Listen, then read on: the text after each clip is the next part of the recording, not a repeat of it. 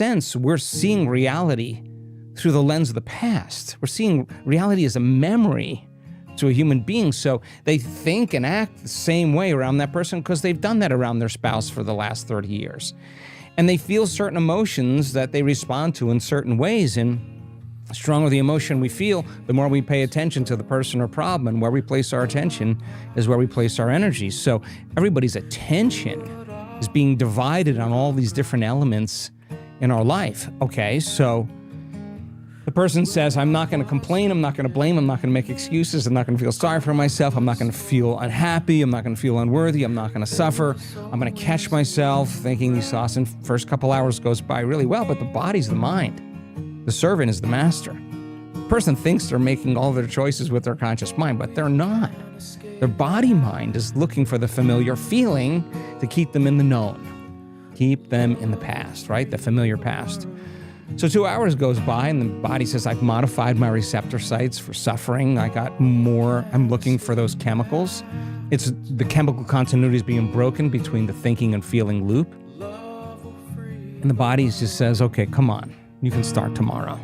You're a failure. You're never good at this. You're too much like your father. You'll never change. This isn't right. You got to do something differently.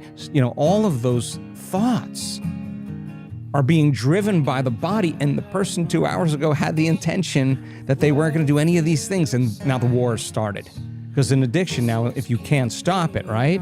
Now it's telling you that the body's dependent on the familiar feelings of the past. The body wants to stay in the past.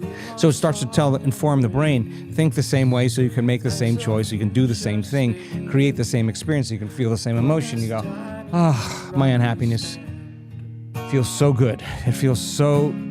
I'm so happy to be unhappy because the unknown is just a dangerous and scary place. That unknown is when the body's stepping outside of its comfort zone, of its predictability, right? It's unfamiliar. There's discomfort. And so the discomfort of being in the unknown causes the person to return back to the same person. So crossing that river of change from the old self to the new self, there is a neurological, a neurochemical, a biological, a hormonal, a genetic death of the old self. And we see it, and there's dissonance that goes on in the brain. The person's not firing the same circuits, and they're inhibiting the thought that's going to produce the chemical. They're observing it and not responding to it, believing in it. It takes an enormous amount of energy, an enormous amount of awareness to stay conscious.